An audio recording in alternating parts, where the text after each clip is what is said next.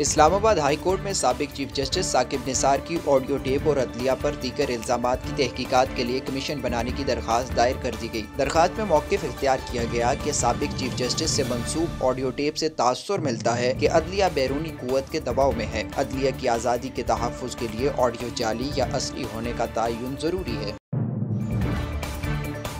वफाकी वज़ीर इत्तलात फवाद चौधरी ने कहा है कि राना शमीम नून लीग के ओहदेदार थे, उन्हें गिलगित का चीफ जज लगाकर मर्जी के हलफनामे लिए गए। उन्होंने कहा कि राना शमीम नून लीग के ओहदेदार थे और उनको गिलगित बल्तिस्तान का चीफ जज लगाया गया और मर्जी के हलफनामे भी लिए गए। अदलिया को इस मामले का भरपूर नोटिस लेना चाहिए।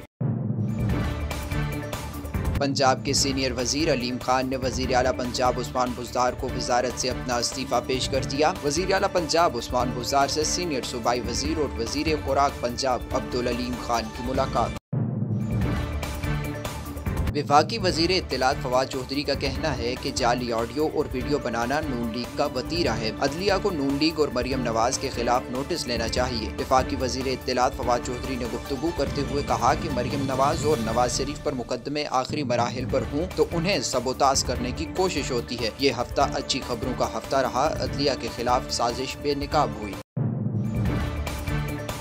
सिंध असम्बली में बल्दियाती निज़ाम से मुतल्लिक तरमीमी बिल 2021 कसरत राय से मंजूर होने पर MQM ने शदीद रद्द-ए-अमल देने का फैसला किया है। सिंध में नए बल्दियाती कानून की मंजूरी पर MQM ने सख्त एहतजाज करने का फैसला किया है और कई ऑप्शंस पर गौर शुरू कर दिया है, जिनमें असम्बली की तरफ मार्च, घेराव, भूख हड़ताल और शहर शहर एहतजाज के ऑप्शंस पर गौर किया गया।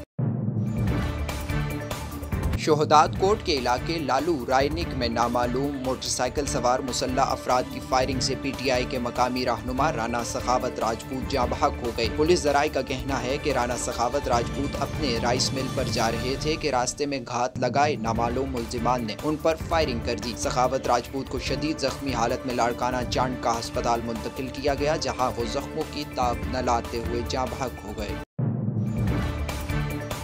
वफाकी दारुल हुकूमत इस्लामाबाद में दर्जा हरारत गिरने पर डेंगू केसेस में कमी देखी जा रही है। सूबा पंजाब में गुज़श्ता 24 घंटे के दौरान डेंगू से मजीद 4 अमवात हुई। वफाकी दारुल हुकूमत इस्लामाबाद में दर्जा हरारत गिरने पर डेंगू केसेस में कमी देखी जा रही है। गुज़श्ता 24 घंटे के दौरान 8 डेंगू केसेस रिपोर्ट हुए।